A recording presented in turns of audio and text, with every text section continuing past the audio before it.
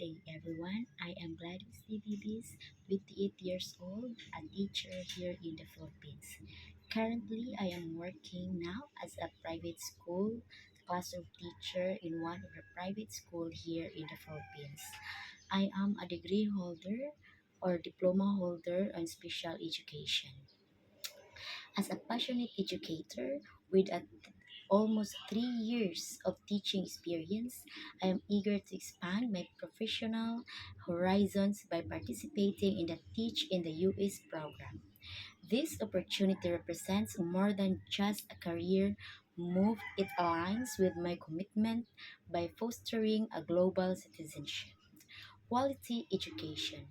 Through this program, I hope to grow as an educator by learning new methodologies, engaging with diverse learners, and collaborating with other dedicated professionals.